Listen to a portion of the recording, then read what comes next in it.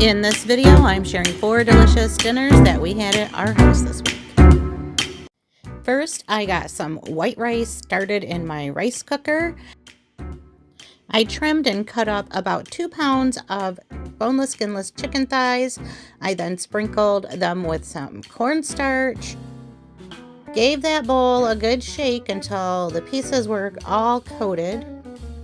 And then I dropped them into hot oil in my cast iron skillet. In another pan on the back burner, I started cooking up some cabbage. You'll see me periodically adding a little bit of this or that to that cabbage. I did have a little bit of olive oil in the bottom of the pan, and then I'm sprinkling in some salt. More oil going into the pan in the front for the fried rice. I have a bag of peas and carrots that I'm adding into the pan to begin with. While they were thawing out, I grabbed a bag of pepper and onion blend from my freezer, added that to the cabbage, and gave my chicken a good stir.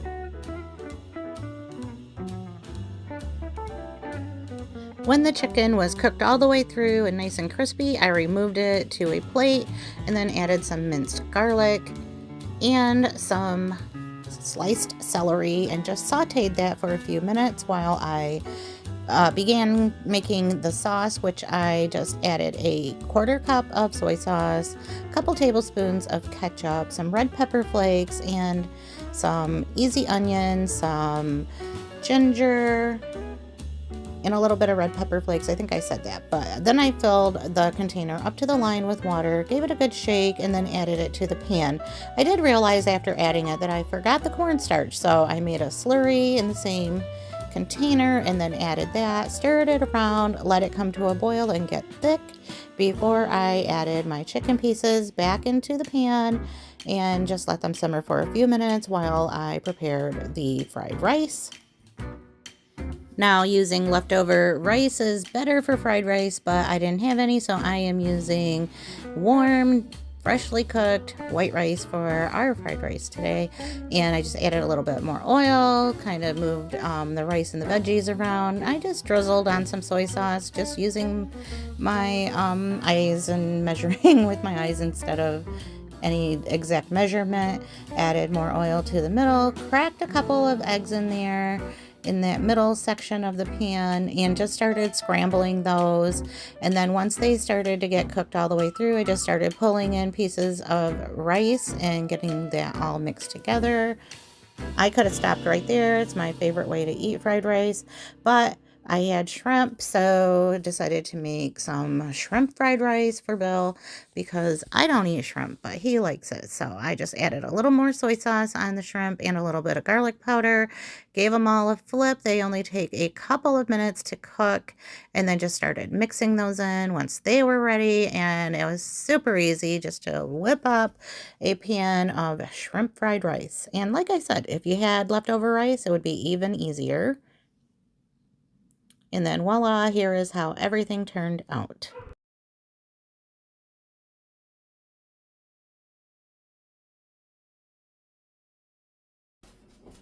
I love you. Love you. Hey, dog.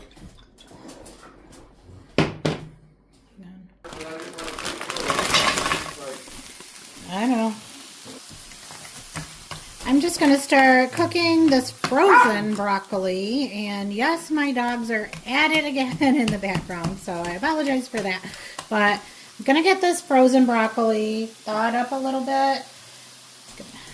Add some onions. I feel like I am super late. I was held up at work late today against my will. Ha ha ha, but seriously, yes. Things happen though.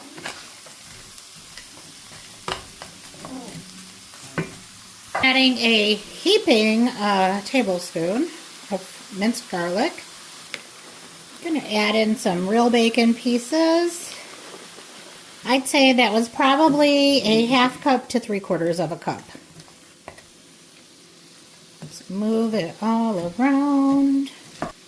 And I think I'm going to move this stuff all aside and get some more olive oil in the middle.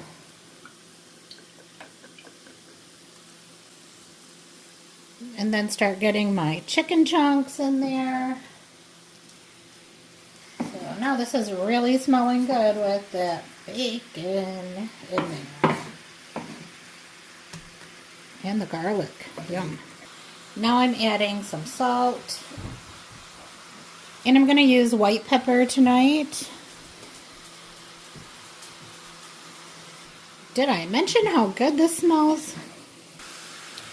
Now I'm adding I think it's kind of like a smallish size jar of Alfredo sauce. It's 14.5 ounces. So I'm going to add some milk to that because I want to thin down the sauce anyway. I'm just not that fond of jarred Alfredo sauce. But every now and then it comes in a pinch.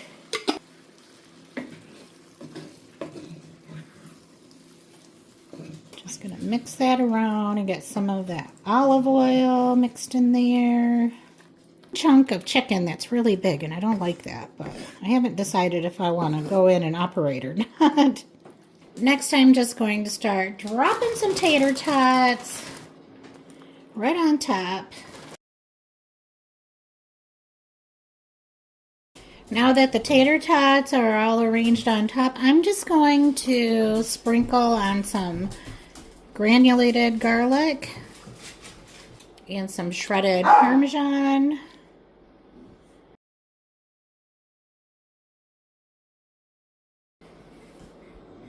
Just a pinch of black pepper. I'm just sprinkling some Italian seasoning on top of the potatoes.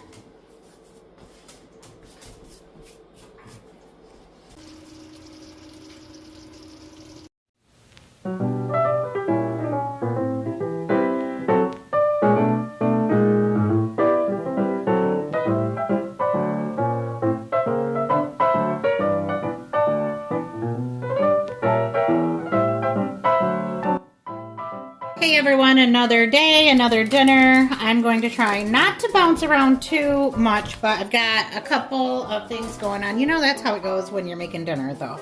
First, I am going to cook up this zesty hot sausage. You know we use this a lot because we like spicy food. This already has some of those spices in it. And then we'll add more, but it's a good base. So we're making gumbo. Just the stuff out of a box. I can't remember what the brand is. Probably Zatarain's. But I'm going to get the sausage cooked up. I have some shrimp thawing by the sink.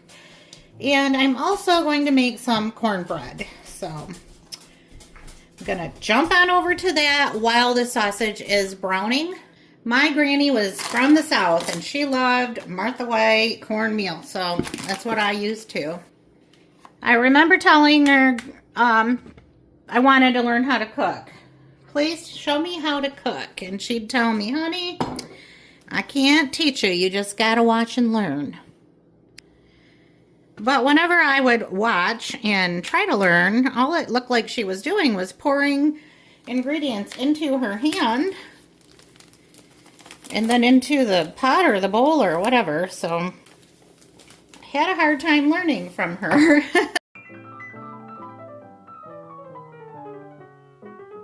Calls for a large egg, so I'm going to use one from my Leghorns. They lay such big, beautiful eggs. Now, I just put some oil in my cast iron skillet. Did you see me measure that wrong? Oh my goodness. Even with the scale. So let's put the right amount of cornmeal in there. It's supposed to be 2 cups. Now let's do this. I wonder if I measured any of the other ingredients incorrectly. We will find out in the end. Anyway, it's just the recipe on the back of the Martha White cornmeal bag. 2 cups of meal, 1 1/3 cups of milk, 1 egg, 1/4 cup of oil. And then, you know, you just put some oil in your skillet or your pan, put it in the oven on 450 and let it get good and hot, then you pour it in. And then bake it for about 20 minutes, 25 minutes.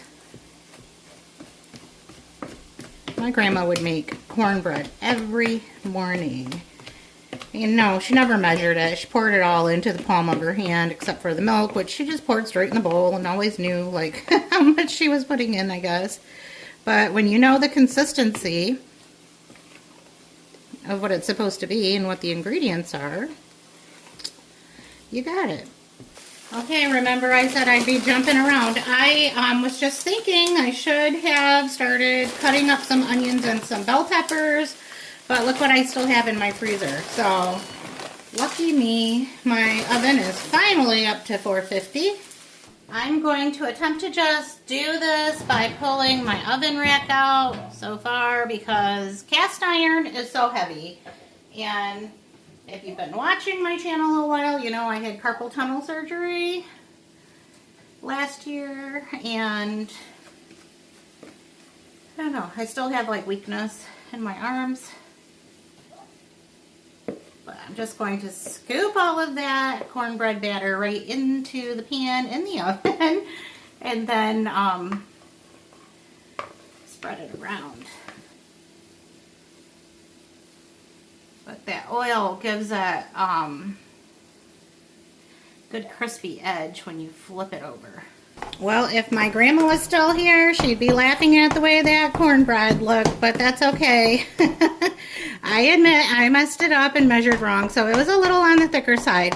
And when it comes out, I'm sure it'll be really shaggy looking. And it's alright. She'd laugh at me, of course, like I was saying, but we spent a lot of our time in this world laughing at each other. She was just as silly as I am. I've got another rope of sausage, smoked sausage, that I could have put in this, but Bill usually makes gumbo, and when he does, he uses sausage, like ground sausage. So that's what I'm using. And it is technically his day to be stuck at work late, so that's just what we do. We take care of each other. I just added a can of tomatoes with green chilies. So now on our box of Zatarans, the directions calls for 6 cups of water. And that is 4. Nope, that was 2. This is 4. And 6. I wonder how many times I can measure wrong in one day. Then I'm adding the box of rice and seasoning. It just really takes all of the guesswork out of it for you. And, you know, I couldn't really tell you, like, the difference because I don't really eat gumbo. But this is pretty good. I know that Bill is going to want it spicier than this, so I'm adding some crushed red pepper flakes.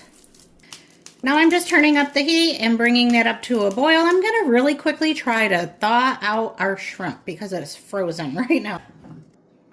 All right, I have quite a bit of shrimp here. They thawed out really quickly, so that's a good thing.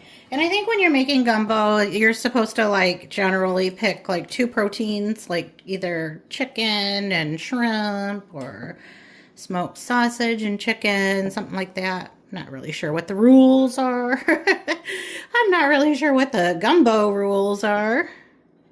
I'm sure there are some. But I'm going to stand over this pot and watch it boil. No, I'm not. I'm going to look away because a watched pot never boils. And as soon as we get some bubble action, we're going to throw the shrimp in. I would say it's one that we could make on any work night and have dinner really quickly. And it is like one of Bill's favorite meals. And I would probably guess that making gumbo from scratch is not that hard. I think I tried it one time when I was very, very young, and the whole making a roux is what got me. Now I know it's not that intimidating, but when I was like 20 or 21, yeah. I could not cook anything at that time, so making a roux was a challenge. All right, these only take a few minutes, like literally 3 minutes to pink up. See, what did I tell you? They're already turning pink, and I literally only walked to the sink to rinse something off and back. And grab a lid, because I'm going to turn these down here in a minute. I'm going to let it simmer for a while so the rice cooks all the way. But I'm going to check on this cornbread.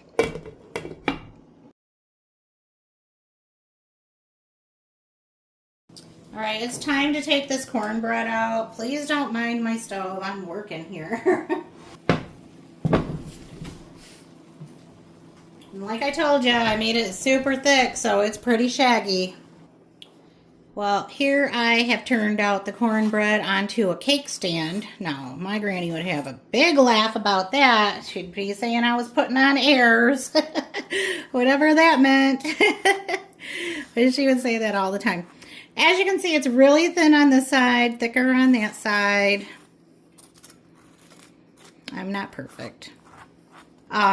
So, yeah, my grandma, she would always just turn out her cornbread. Every morning she made it. Never measured a thing. And I'm glad that I didn't, like, throw mine out and start over because, you know, I just stopped and thought about it like, okay, if she can just pour everything into the palm of her hand and it came out fine, then mine is going to be okay too. But anyway, she would just turn it out onto a plate and set it on her counter, cover it with foil or plastic wrap, and anytime somebody walked in or out of her kitchen, they could grab some. Nobody ever was going to go hungry at her house, that's for sure. You at least had some cornbread. Usually a pot of beans. Right, I'm going to let that cool before I put this on, because we'll just fog up.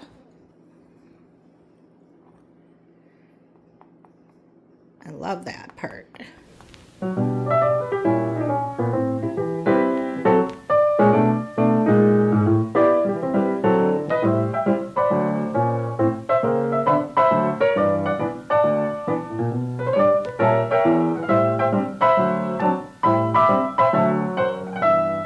I'm just getting my chicken prepared on the sideboard here next to my sink. I just sliced them in half because, you know, store-bought chicken breasts are really big. And then all I'm going to do now is sprinkle some salt on them because I'll be dredging them in breadcrumbs. But I like to have the actual chicken seasoned up as well. I'm also using a little bit of white pepper and garlic powder.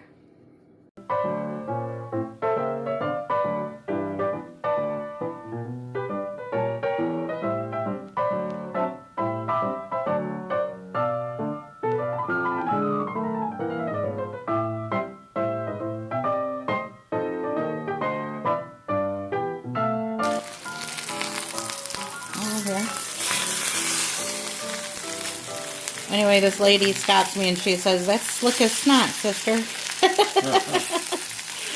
And the guy working there, he was like, "Do you need help with that?" And I was like, "No, I think I got it." He was like, "Yeah, I bet you do." So yeah, I'm slick as snot. I really shouldn't have put so much in the pan, and I wasn't going to make this much, but then I figure you guys want more than 2 pieces because that's only 1 chicken breast. I have this chicken browned up on both sides. It's nice and crispy, a little extra crispy on some of them, but it'll be just fine. I'm going to stick it in the oven. I thought I was opening a can of green beans. Turns out it was peas, so we're having peas. And the water is definitely ready for me to add the spaghetti.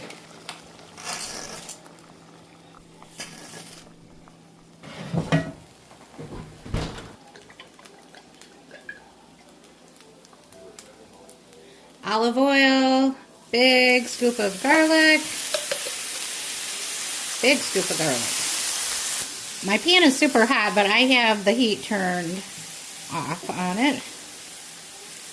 It's just got a really hot skillet going on here.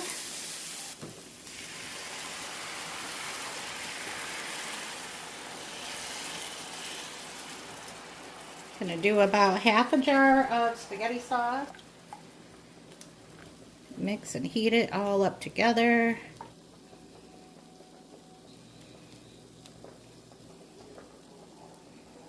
Let's get those chicken pieces back in the sauce.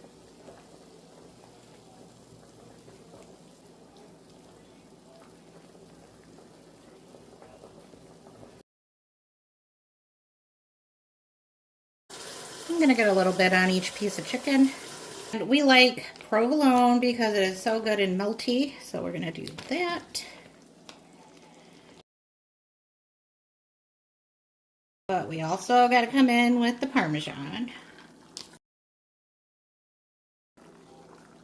Back in the oven. I know that that looked like a whole lot of sauce, but it was literally just one jar, and I had just a tad bit left, so I just put it in the pasta to keep it from sticking. Add a little bit of olive oil as well. But I'm going to add some grated Parmesan and then stir that around in there.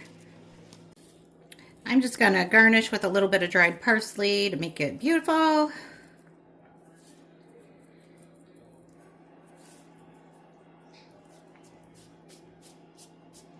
I'm going to let it rest before we plate it up.